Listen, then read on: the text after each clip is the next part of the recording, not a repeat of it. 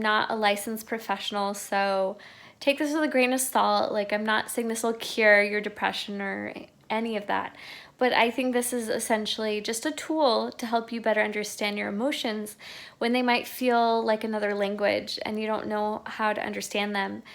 This is really a key to develop emotional intelligence in yourself and also to observe emotions in others. Basically, there are 6 root emotions. So the first one is love, joy, fear, surprise, sadness, and anger. And you might feel any one of these or a mixture of these feelings. Now, under each umbrella category of feeling, there are sub-feelings. So under the first category, love, there are 8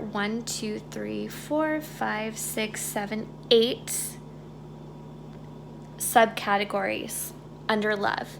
So these are those 8 categories: affectionate, sympathetic, intimate, longing, romantic, devoted, lustful, and admiring. And under those sub-feelings are even more specific feelings, which have 2 choices. So for example, with affectionate, you have 2 choices: caring or adoring. See, those are a little bit different. The next one is sympathetic. So under that, you have 2 subcategories, such as sentimental or compassionate. So under the category of sympathetic, which do you feel more? Do you feel more sentimental towards someone or something, or compassionate? And so on. And then it goes on through all these. Funny enough, under love, it has lustful. I think that's a little interesting because I don't really associate lustful with love, but because it's a very strong feeling in the positive direction, and I guess it could be equated to love, but a more physical love, then it has these 2 emotions, which are provocative and aroused. So that's interesting. To clarify, no emotions are bad. A healthy person experiences a full range of emotions. Under the anger emotion, there are 6, 7, 8, 9, 10. So there are 10 subcategories under anger. So if you feel jealous of a friend or a significant other, there are 2 feelings under jealous. So you might feel insecure or envious. So I would advise you to go through the list and just kind of go through each category. So here are a couple ways you can approach it. So maybe one method would be going through each category and going writing this down on a notebook or on your phone or on a computer.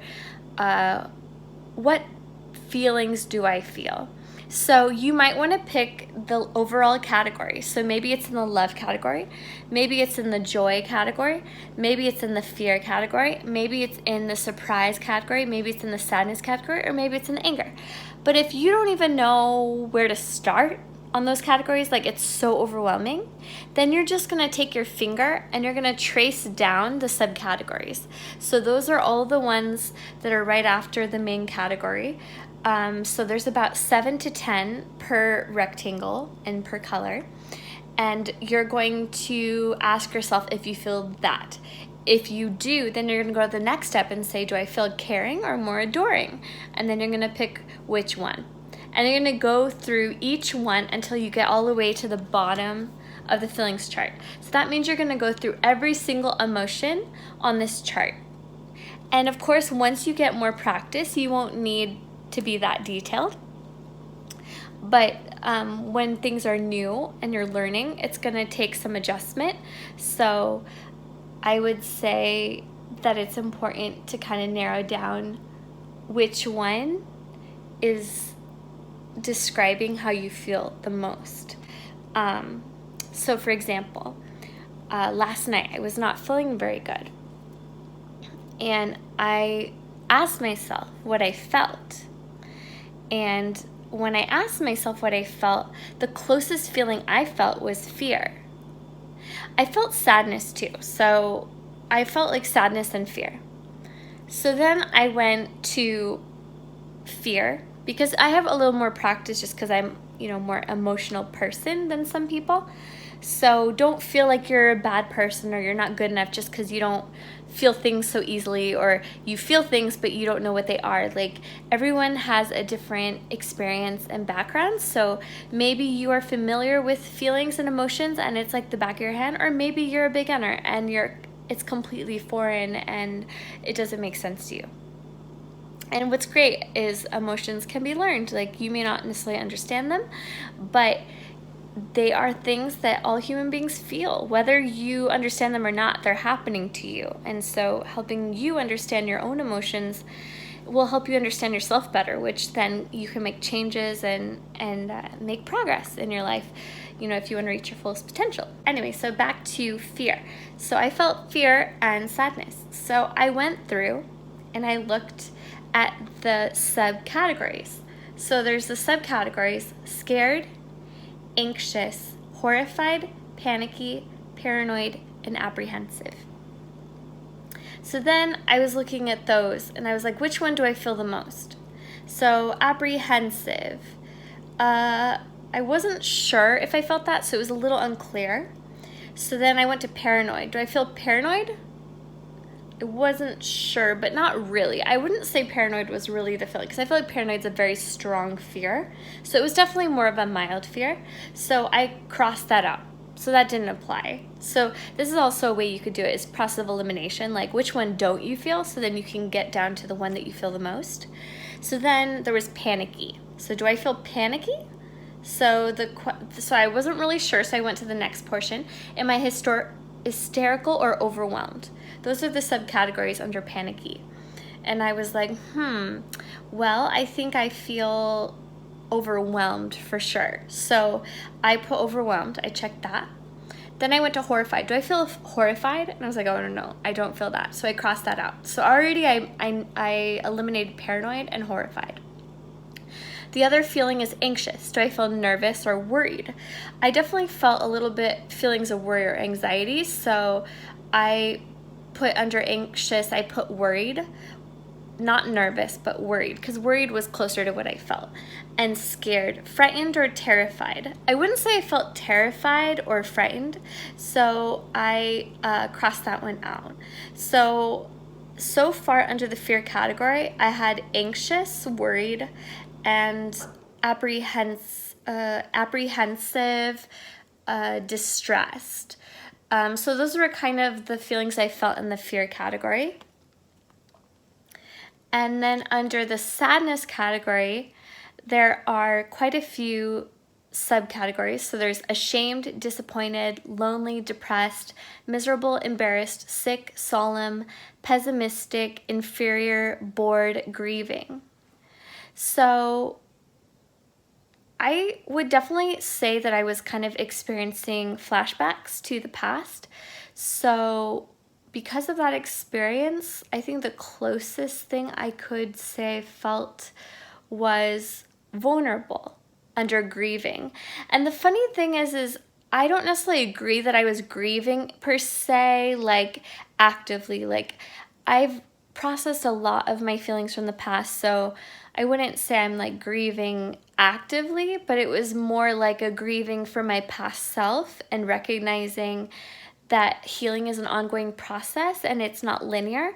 You might think you're fully processed with how you feel about something, and then life happens and then you realize that you didn't quite process all of it.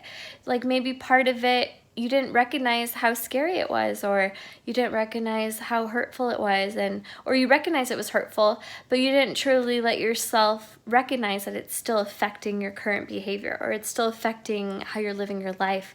You might be avoiding something or avoiding someone, or looking at something that makes you feel uncomfortable. So that was definitely something I was feeling a little bit vulnerable. Another thing I was feeling under sadness, I would definitely say, let's see, it was a little bit hard because there were so many choices here, but I would definitely say I felt anguish a little bit under miserable, but the thing is I don't necessarily know if I felt anguish per se. I just know that I felt this sort of sense of sadness and torment, just feeling kind of confused, perhaps, and a little anguished, and maybe even a little suffering, like suffering in recalling the past and recognizing that it still was in my heart. Like, even though it was in the past, I felt like I hadn't completely processed it presently, and I was reflecting back on it, and it hit me just how much it hurt and how much I was afraid of that happening again. Your next question might be, what do you do next?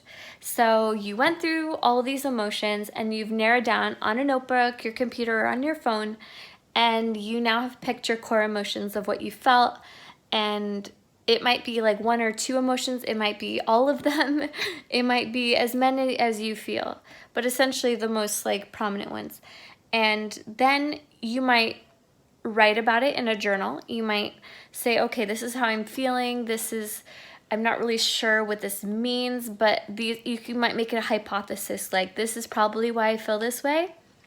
But caveat, that doesn't mean you should get into analyzing your emotions, because it's a feeling. It can't be analyzed. It can only be observed and felt. It could be, you can have space for it, and you can surrender to it, and you can also have a distance from it and observe it without judgment, but don't analyze it. Don't judge it as bad, good, like any of that. Instead, see it for what it is, and let it, and you can either surrender to it and ride the wave of it, by yourself, of course, or with a therapist, or with someone you feel safe. Although I recommend you do this by yourself, but if you have someone you trust and you guys are on the same page about that, well, then do that. And then when you're fully done with that, processing that feeling, recognize you're not attached to it. So like, even though you feel it, you don't need to be identified with it. Like, you feel it, but you don't feel like, oh, I'm angry, I'm like stuck this way. Like, the feeling can change. Like, it might evolve. Like, you might feel angry, and then after you felt all your anger, it might dissolve into sadness, and then you might feel bittersweet, you might feel conflicted. So I think that's what's lovely about emotions, is they evolve and they change, and they're not always the same, and they can be a mystery sometimes. So having this chart is really helpful, and it's an ongoing learning process. Even for people that are more emotional, it may seem like it's second nature to us, but it actually can be confusing too. Like, even emotional people can try to escape from their feelings sometimes, just like intellectuals. Like, everyone has their own tendencies, but I think ultimately what's healthy is to really feel all your feelings in a very safe and productive way. I think there's unhealthy ways to express your anger, like don't hit people, don't hit anything. In my opinion, I don't think you should punch a pillow or a punching bag or anything. To me, I think that's a little destructive, but if you want to do that, do you.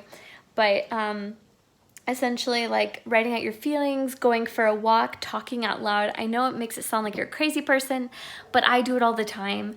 Talking out loud is really great to like clear your head, or I recommend you try to do it without listening to music. Although sometimes, like for musical types, like me especially, like I love music. So, I wouldn't recommend doing it the whole time, but maybe a little bit. Listen to some instrumental music and let yourself get carried away by the music, and maybe it might make you feel something, and it might uncover some of those feelings you've been, kind of keeping under lock and key and vault. So this feeling chart really comes in handy. Thank you for tuning in. Feel free to like, subscribe, or leave a comment below. I'd love to hear what you have to say.